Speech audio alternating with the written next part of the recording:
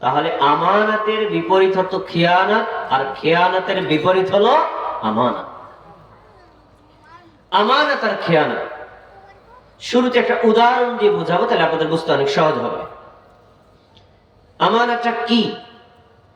আমানত হলো যেই বস্তু যেখানে যতটুকু যেভাবে রাখা দরকার, এখানে সেই বস্তু ততটুকু সেভাবে রাখা। আর খেয়ানত হলো এটাকে পাল্টাই দেওয়া। বোঝানোর জন্য বলছি, আমাদের তাকায় কথা বুঝতে হয়। আমরা এখানে যারা আছি সবাই মাথায় টুপি দিয়েছি। কি দিয়েছি? টুপি।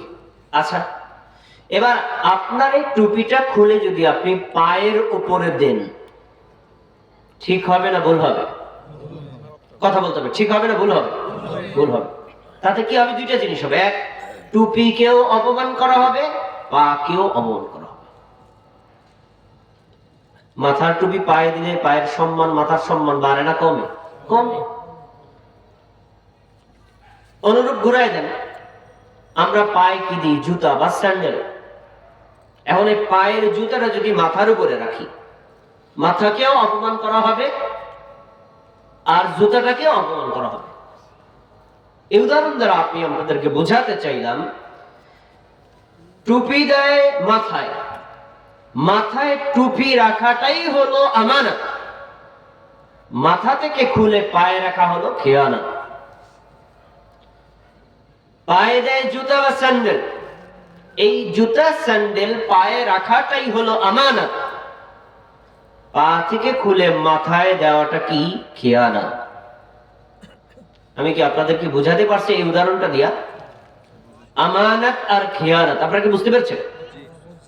তাহলে এখন আপনারা বলেন, আমানত উত্তম না খেয়ানত উত্তম?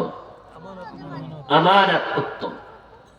এই জন্য ইসলামী শরীয়তে আদব, ভদ্রতা, শিষ্টাচার, আমল, আখলাক সবকিছুর ক্ষেত্রে আমানতকে সর্বোচ্চ গুরুত্ব দিয়েছে।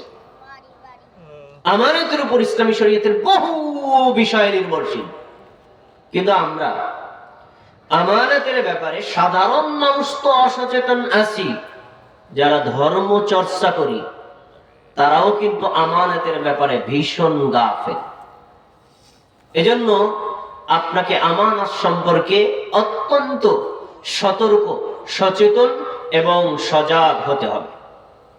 ভাইরা আমার, যিনি আমানত রক্ষা করেন, খেয়াল করে শুনেন, যিনি আমানত রক্ষা করেন তাকে বলা হয় আমিন।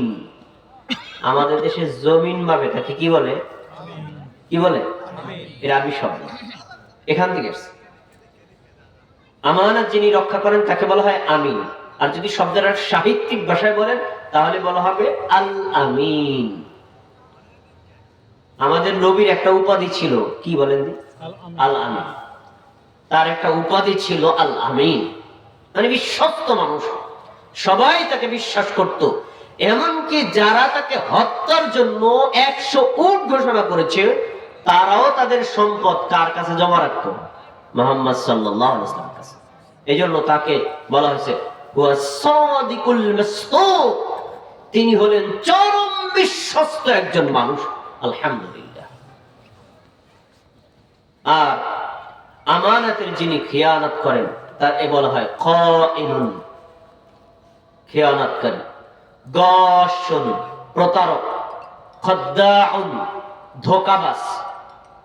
একজন মুমিন, একজন মুমিন কি, একজন মুসলিম কি ধোঁকাবাজ, খেয়ানতকারী, প্রতারক হবে নাকি বিশ্বস্ত হবে? বিশ্বস্ত। আসুন, আমি আজকের আলোচনাটা 3টা ভাগে ভাগ করেছি। প্রথম ভাগ আমানতের গুরুত্ব কোরআন হাদিসের আলোকে। দ্বিতীয় ভাগ